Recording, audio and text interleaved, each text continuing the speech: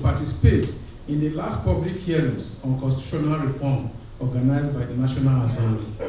We commend the effort of the National Assembly to hear from the people. However, more than anything else, the Senate and the House of Representatives must rise above political calculations and expediency to deliver reforms capable of addressing pressing injustices in order to build public confidence in Nigeria as entity. As in previous interventions, Krasel wished to reiterate the point that amongst all the several calls for state creation, none is more compelling than for the elevation of the FCT to a state status to correct the current statelessness facing the millions of original inhabitants and improve the representation for the people. Section 299 of the 1999 Constitution as amended, which states that the provisions of this Constitution shall apply to the Federal Capital Territory Abuja as if it were one of the states of the Federation, needs urgent amendment.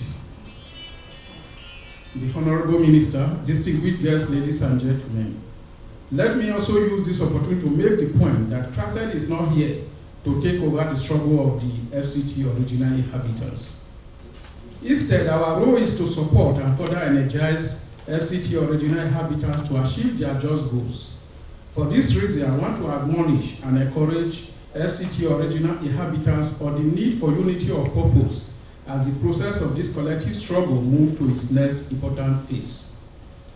As history shows us, struggles like this are never tea parties. They require utmost commitment, dedication, and sacrifice. Part of that sacrifice is the need to unite, irrespective of differences in methodologies.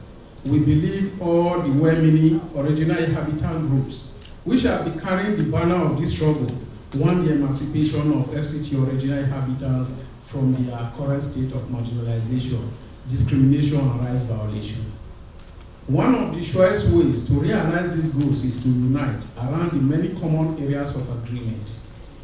The project is designed to accommodate FCT original inhabitants, especially vulnerable groups such as people with disabilities, youth, and women. Krasel strongly believes such an inclusive model will help send a direct message to those running key governance structures that they need to make adjustments to accommodate the demands of FCT original inhabitants. When the COVID pandemic started, and we realized that a lot of people are still going through major challenges. We know the health impact of it because we see number of people who are in our hospitals and people who are in various isolation centers. But we also know that so many people have been dislocated in terms of economic and social activities. And we thought that in addition to whatever we may be able to do in terms of the health component of the recovery, we thought that we also need to support people who have suffered so much.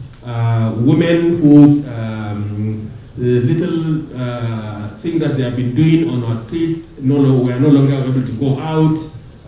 Farmers were even not being able to go out to do their farming. All kinds of petty traders and others who have been dislocated and who could no longer continue with the work that they were able to do and other things. So we thought that maybe there is a case that we can make for not only the health recovery of people, but also the socio-economic recovery of people who have been significantly affected by this pandemic. Now the foundation then decided that, okay, one of the people that we need to support are probably some of the most vulnerable people that have been affected by this pandemic. And in the United States, especially in North America, we decided to support the people who have been fighting for self-determination. These are the original inhabitants of North America before the coming of white people into North America. And therefore the foundation said that, look, we should do a lot of work around racial and ethnic justice, try to see how can we support the rights of indigenous people in those communities who have been so much affected by the pandemic, able to give to this community. So it was on this note that we made a case that maybe there is a need for us to support the original inhabitants of Abuja as a special case for economic and social recovery, so that we can support them as a result of this pandemic, so that they can recover from some of the challenges that they have faced as a result of the pandemic itself. So that was what really led to this award to CRISET, and I'm very happy and very excited. The foundation leadership was very excited. I think that they were able to, our president last year in January, he was able to visit Karshi and meet with His Royal Highness. So it was easy for us to make the connection between his visit to Karshi and the grant that we were able to make this year. So that's the context in which we made this grant, and I'm very happy and very excited that CRISET have assembled a number of distinguished representatives of the communities as part of the advisory committee to help us to make sure that we are also being fair and just in whatever work we are trying to do. I'm very happy that the Minister of State is able to join us this morning as part of the launching of this initiative, and of course also the other distinguished Royal Highnesses and members of the community who have also joined us this morning. So I want to thank you very much for giving the MacArthur Foundation the opportunity to support this initiative that CRISET is launching.